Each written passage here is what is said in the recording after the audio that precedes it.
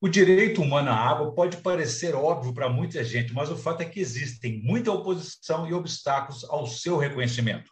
Quais são os principais desafios de hoje? Seriam de ordem legal, econômica ou cultural? Esses são os principais temas de hoje do Pensa. Desculpa. Desculpa.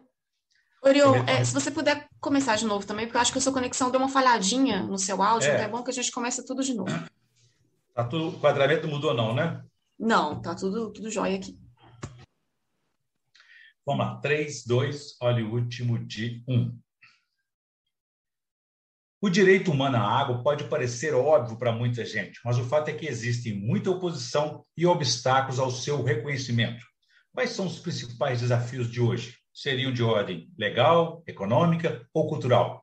Esses são os principais temas de hoje do Conexão AMMP, um programa da Associação Mineira do Ministério Público dedicado a divulgar as ideias e a atuação dos associados. E para falar sobre esses assuntos de hoje, eu vou conversar com a promotora Vanessa Campolina Ribeiro Horta. Ela é mestre em Direitos Humanos pela Universidade Carlos III de Madrid, especialista em Direito Ambiental pela Universidade FUMEC, promotora de Justiça do Ministério Público do Estado de Minas Gerais, na Coordenadoria Regional das Promotorias de Justiça e de Defesa da Saúde da Macro-Região Sanitária Centro. É também autora do livro Direito Humano à Água, pela editora De Plástico.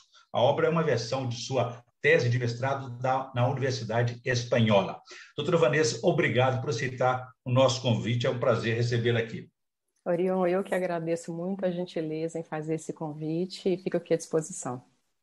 Obrigado, nós agradecemos. Bom, e a você que nos acompanha, por favor, inscrever-se no canal da AMMP no YouTube e envie suas sugestões e comentários que serão muito bem recebidos.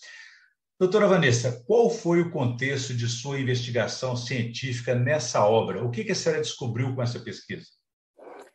Bom, Orion, essa pesquisa ela foi muito rica para mim e ela tem origens no próprio trabalho do Ministério Público, né? Assim, muito do que tem na pesquisa, ela foi instigada e foi fruto do meu trabalho como promotora de justiça, né? Eu estou na comarca de Itabirito, especialmente na comarca de Itabirito, né? Eu estive na comarca de Itabirito desde 2014, antes de assumir a coordenadoria regional da saúde.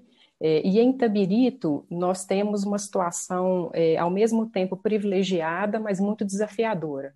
Né? Itabirito faz parte de um manancial de águas.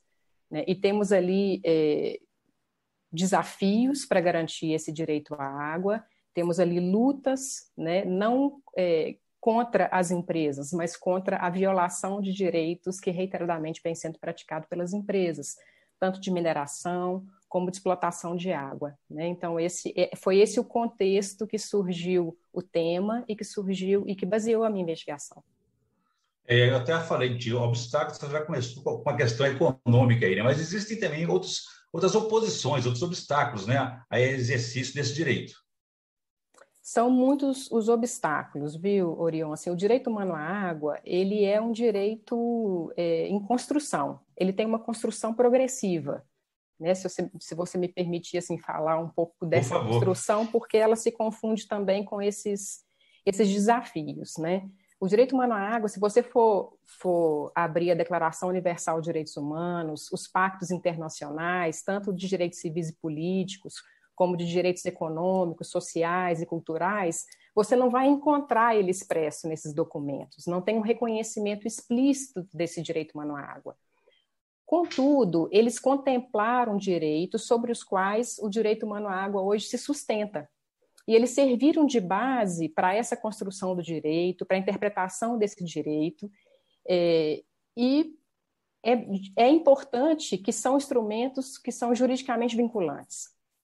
Mas durante esse trajeto, nós tivemos previsões importantes em alguns documentos internacionais, que inclusive foram abraçados aqui pelo Brasil, que é a Convenção sobre a Eliminação de Todas as Formas de Discriminação contra as Mulheres, de 79, Convenção sobre os Direitos da Criança, de 89. Nós não temos a previsão expressa do direito humano à água, mas temos garantias desse direito nesse documento.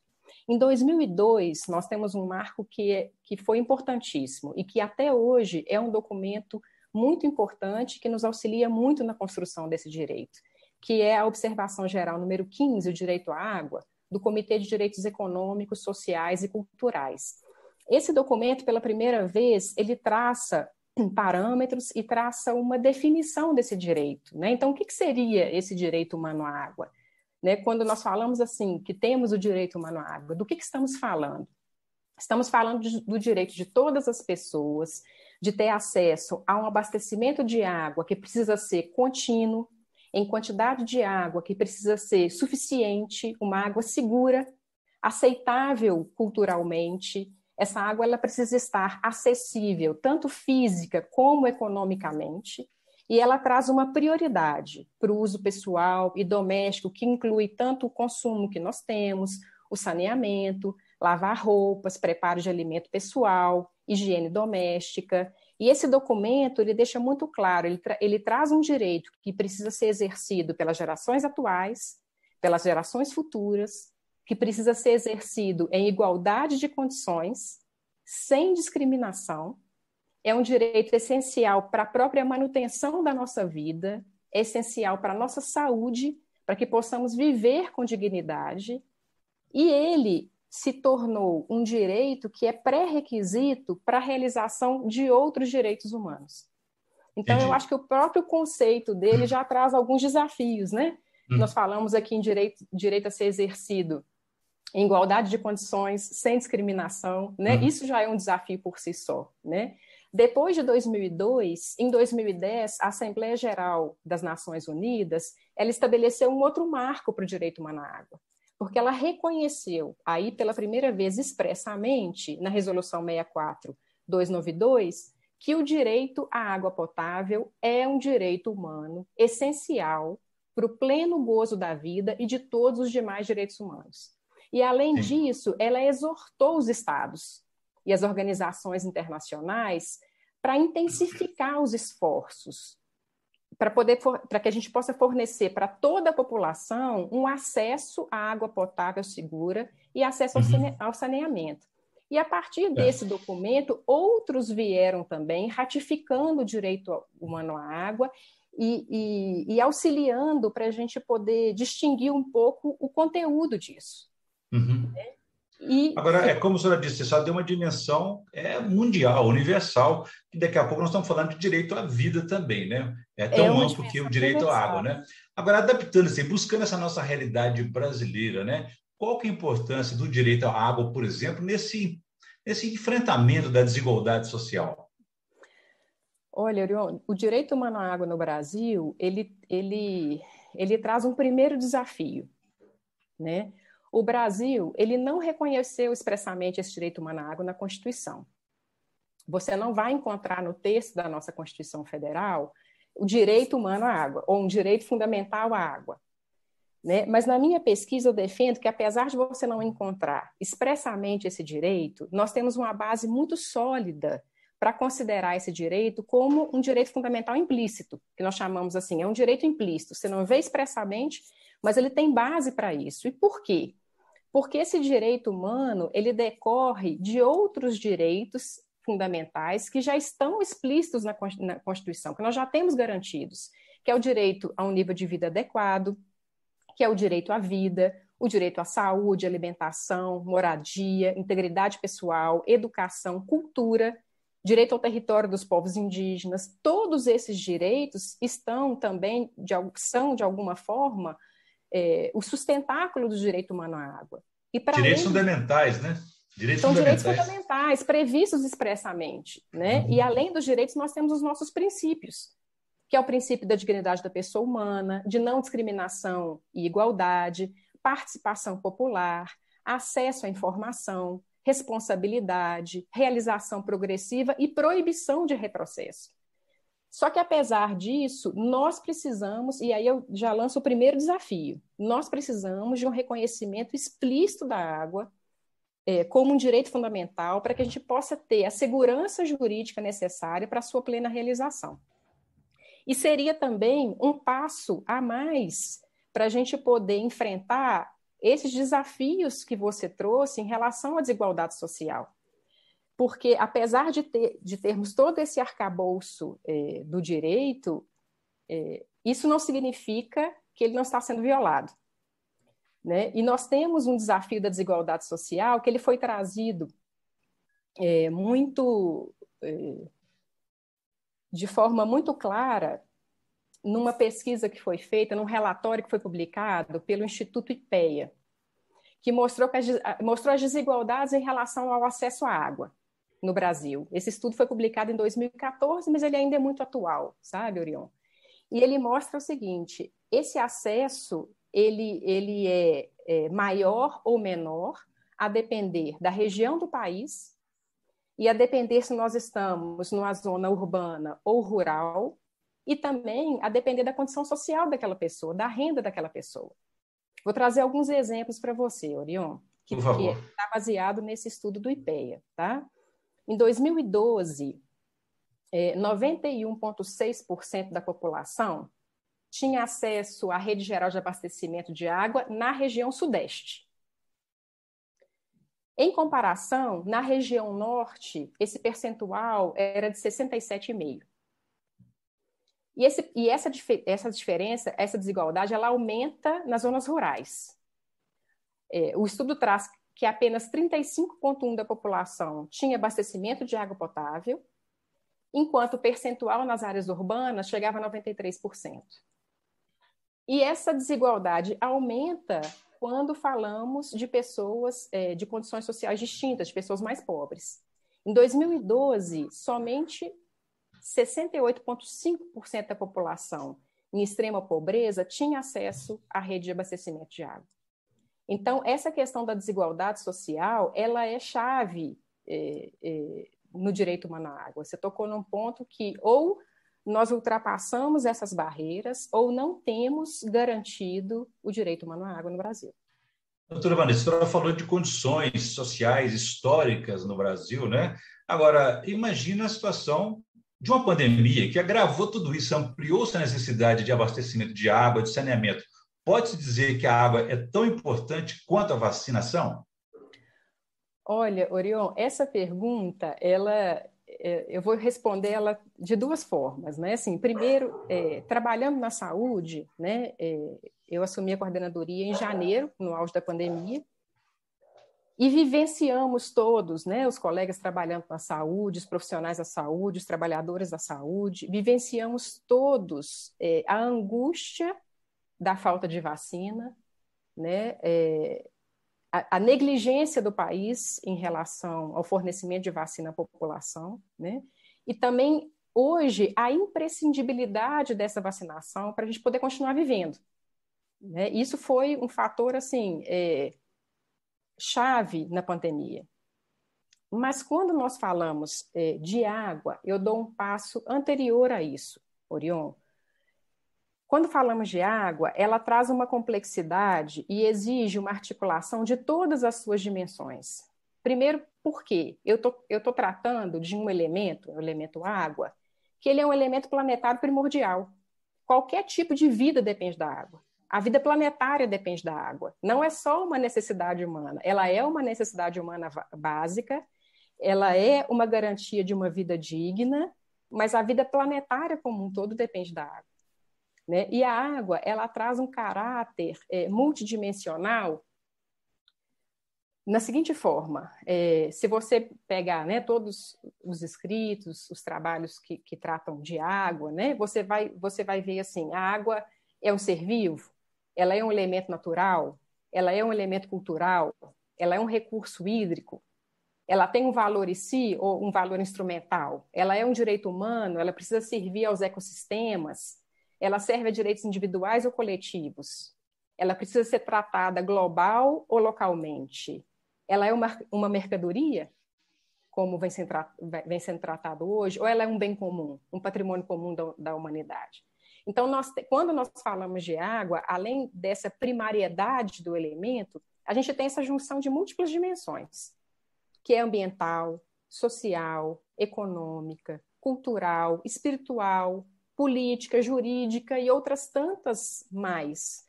Né? Então, você precisa compatibilizar esses diversos usos. Então, essa rede de dimensões, de significados, relações de água, reflete a sua complexidade. Por isso a dificuldade de comparar, né, a vacinação com a água. Perfeito. Agora, se a lei maior dá essa compreensão, né, esse entendimento que é um direito fundamental, o que faltaria, por exemplo, para prevalecer esse reconhecimento? Seriam leis mais rígidas, uma fiscalização permanente e até mesmo educação, porque a cultura ainda é um obstáculo, né? As pessoas não reconhecem a importância da água na vida delas, né? Orion, primeiro eu volto naquele primeiro passo, né? Assim, o reconhecimento expresso da água, do direito humano à água, na nossa Constituição, a gente está arrancando um primeiro passo.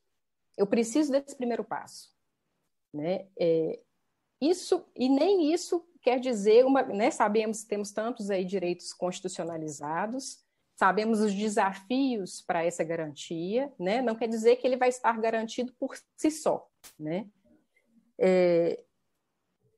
A garantia do direito à água, no meu trabalho, na minha pesquisa, eu trouxe o seguinte ponto que eu entendo como primordial para essa garantia, né?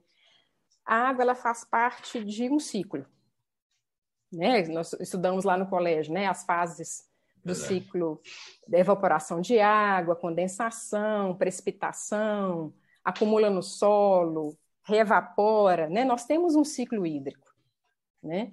E esse ciclo, ele emana das nossas fontes de água, principalmente das nossas águas superficiais, né, que são rios, lagos, reservatórios, como as nossas águas subterrâneas, que são os nossos aquíferos riquíssimos que tem.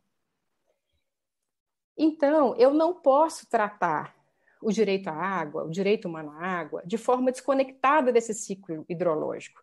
Eu não posso pensar, Orion, que a água para consumo humano, ela começa da torneira.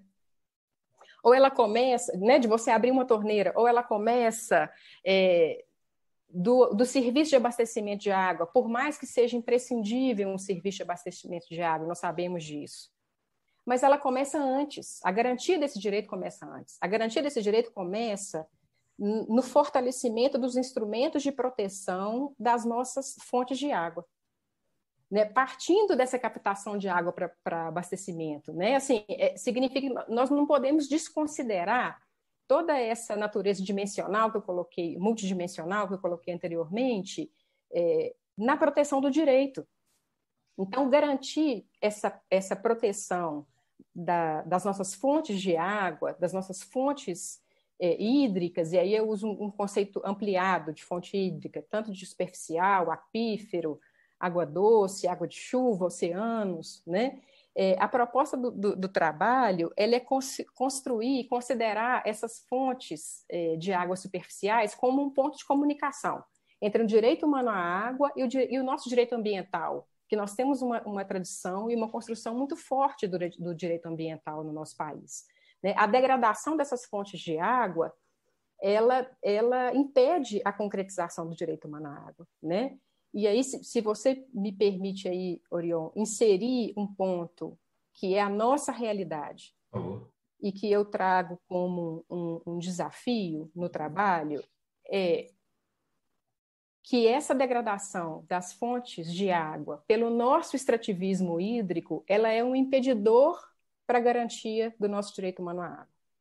Nós temos uma realidade brasileira que ela justifica essa integração entre o direito humano à água e o direito ambiental, né?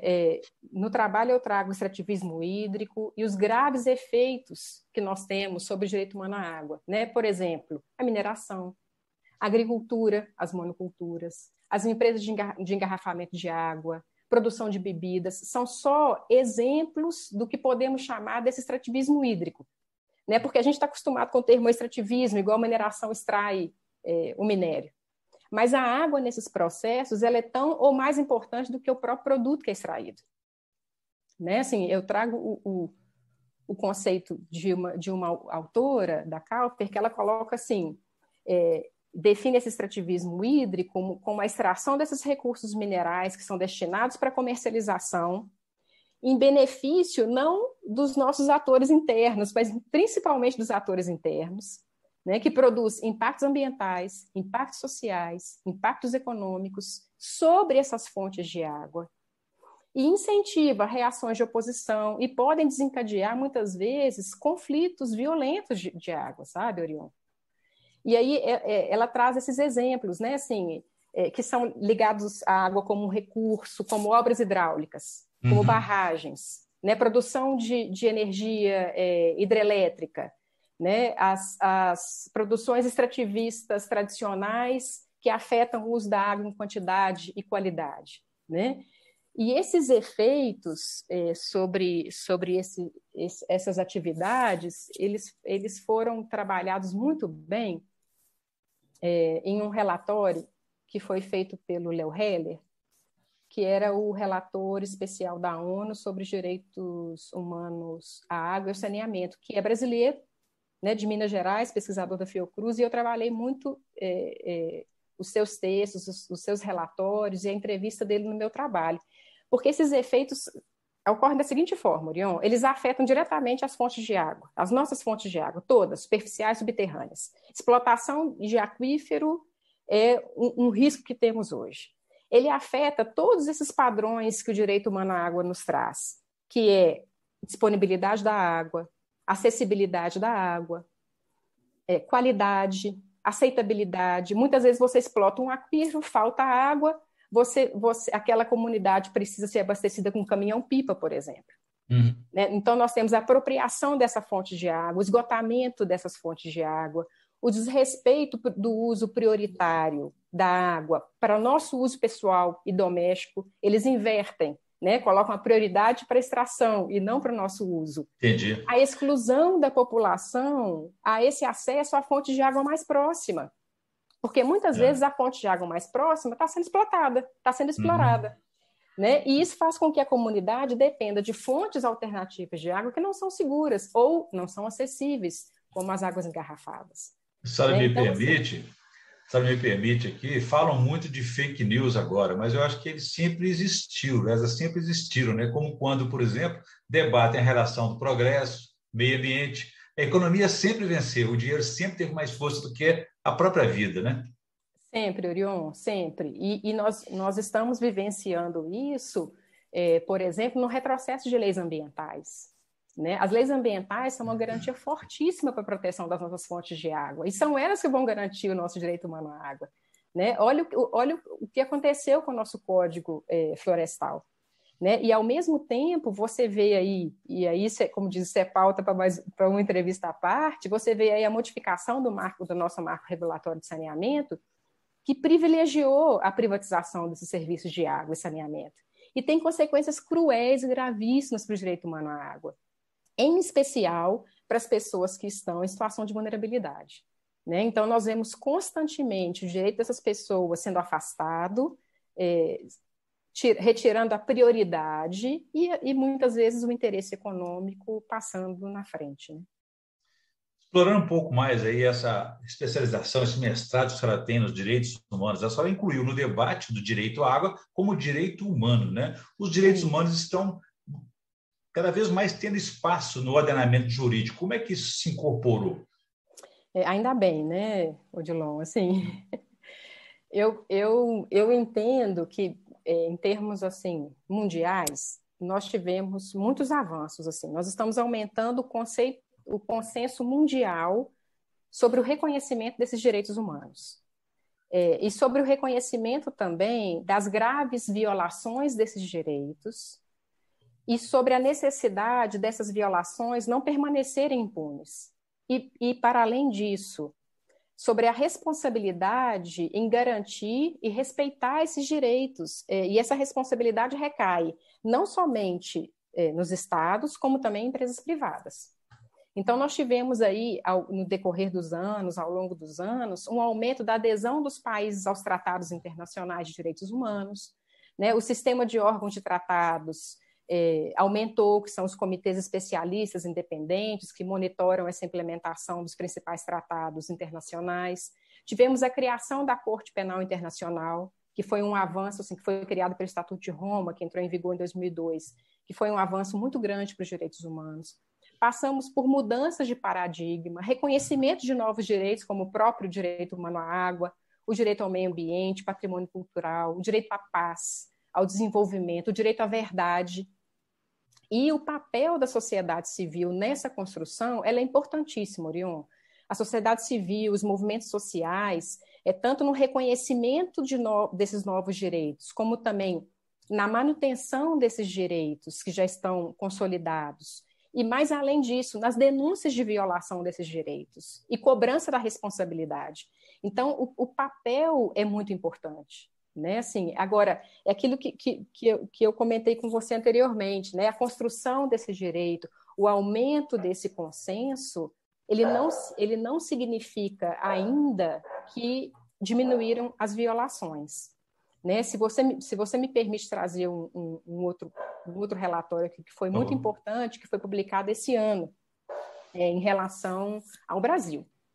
A Comissão Interamericana de Direitos Humanos esteve aqui numa visita que ocorreu em 2018, salvo engano, e publicou esse ano o resultado dessa visita. O país é muito grande, os temas são muitos, alguns temas foram focados mais especificamente, mas o relatório ele traz graves violações de direitos contra as pessoas afrodescendentes, incluindo as comunidades quilombolas, graves violações de direitos humanos nas prisões, sistemas socioeducativos, comunidades terapêuticas, violação de liberdade de expressão, ameaça à vida de jornalistas.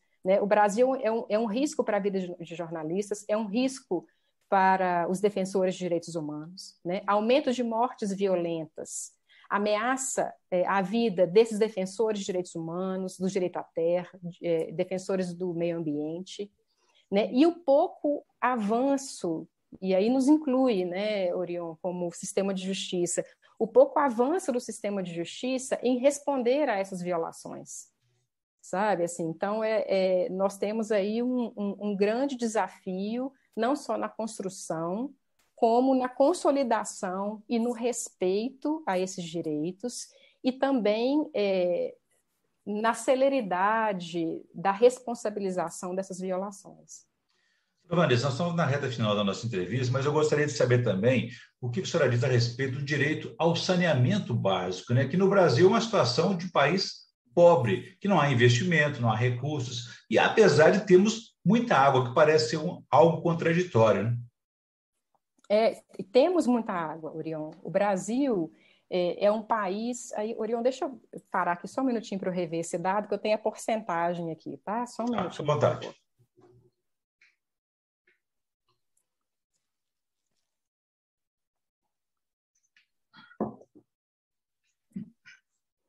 Salvo engano, nós temos 12% da água do mundo, ou 20%. Isso.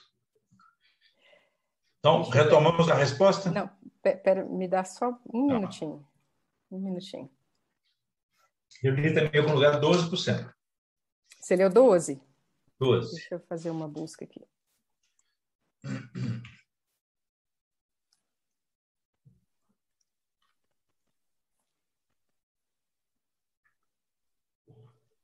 Gente, quando a gente está com pressa, não acha, né, Orion? Tranquilo, o tempo é nosso. O tempo parou para ouvi-la.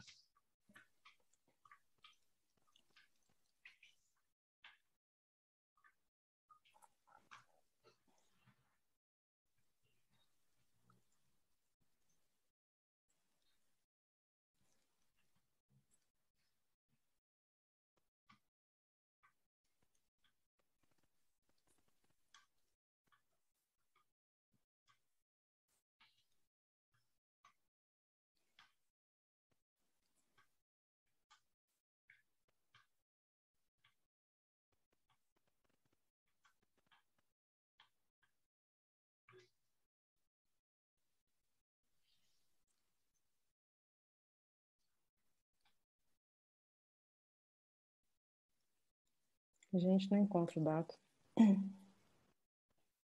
Mas eu vi isso mesmo, 12%, toda a água do planeta.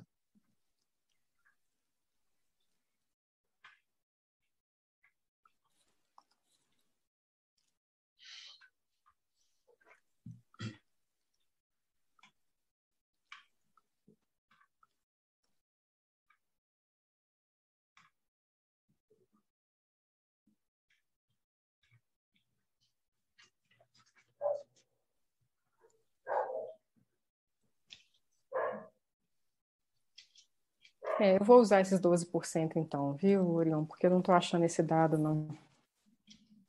Eu acho que é isso mesmo, eu lembro de ter esbarrado por esse dado na produção da pauta.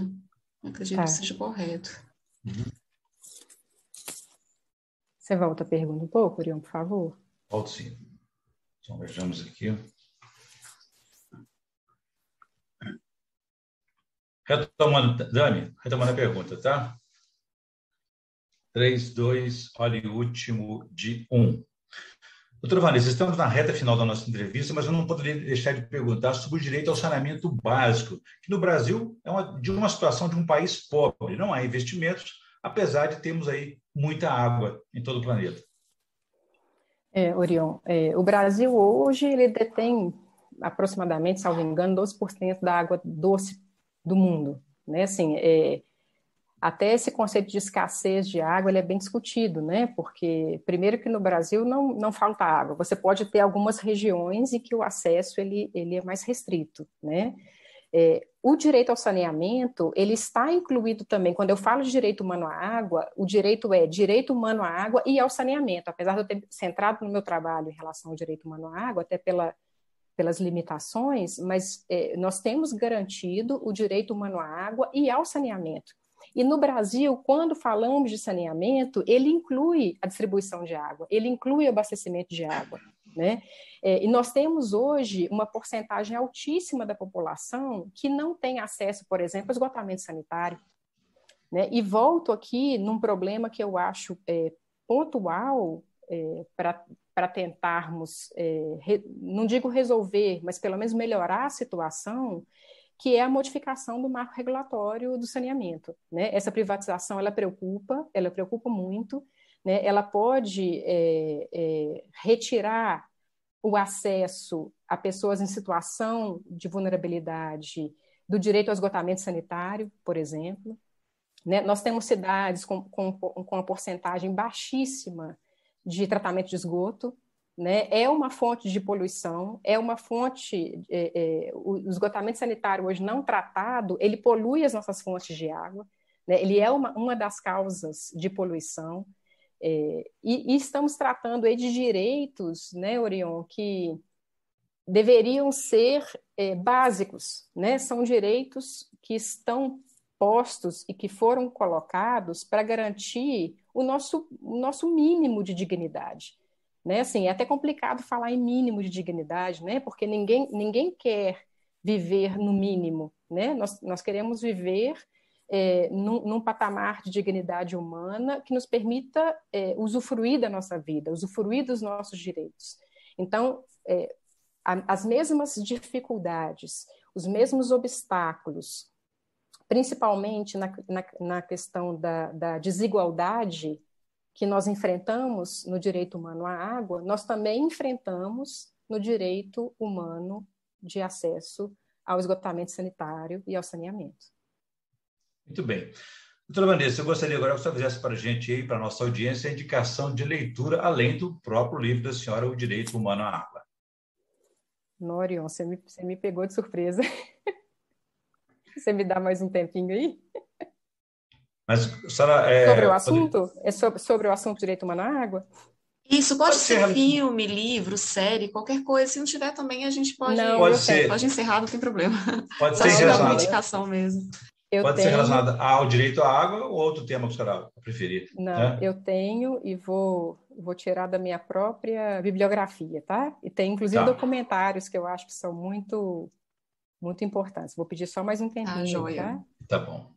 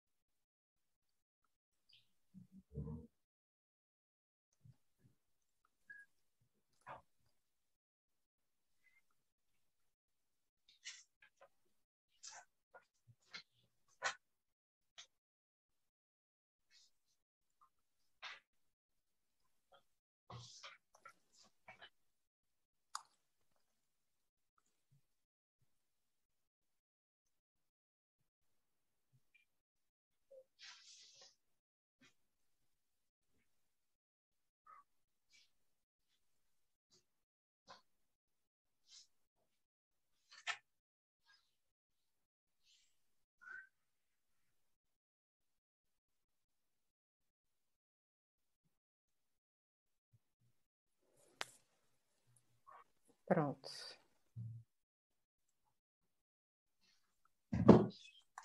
Ok?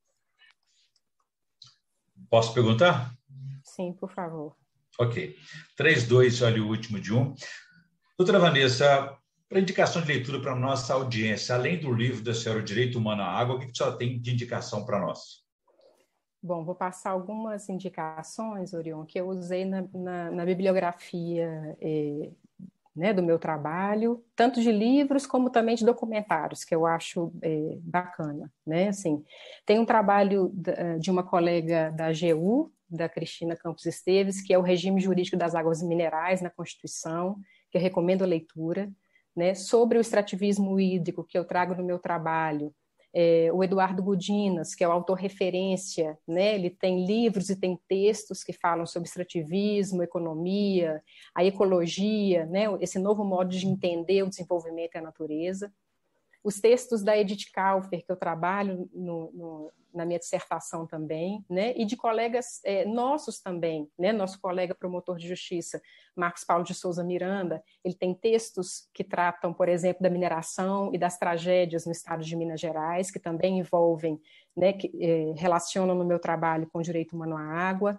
Tem um texto do nosso colega Luciano Alvarenga, né, que é assessor do meio ambiente do Ministério Público, que fala sobre a importância da água como o paisagismo hídrico, a água como um elemento cultural, como um patrimônio cultural. Temos autores brasileiros também, né, outros, Maria de Fátima Volker, Antônio Carlos Volkmer, perdão, que é o Desafio Ético da Água. E eu gostaria de indicar aqui também 2 documentários, né, que eu acho que são muito importantes. O primeiro da Eliane Brum, que é Eu Mais uma jornada de saúde mental na Amazônia, que é um documentário incrível, e outro de uma amiga, que eu trabalhei também esse documentário no meu trabalho, que é mineira aqui de Belo Horizonte, a Marilene Ribeiro, que é o documentário Costes, que é um vídeo documental de 2018, que traz também muito desse cenário do extrativismo hídrico, das barragens. Eu acho que isso é um pouquinho do que eu trabalhei, que eu acho interessante de indicar, Orion. Boas indicações, com certeza, obrigado. Bom, eu conversei aqui com a promotora Vanessa Campolina Ribeiro Horta e discutimos aí a questão do direito humano à água, os obstáculos, desafios e também as oposições a esse reconhecimento. Doutora Vanessa, muito obrigado por essa verdadeira aula que você deu aqui, muito mais do que uma entrevista. Obrigado pela entrevista e parabéns por essa pesquisa, por esse livro importante nesse mundo aí do direito. Orion, eu que agradeço mais uma vez a gentileza do convite, né? E espero que tenhamos aí outras oportunidades para novas conversas, né? Obrigada. Com certeza, obrigado. Ficamos por aqui. Se você quiser ver e rever essa entrevista, pode ver no canal da AMMP, nas redes sociais e também no site da associação. Muito obrigado e até a próxima.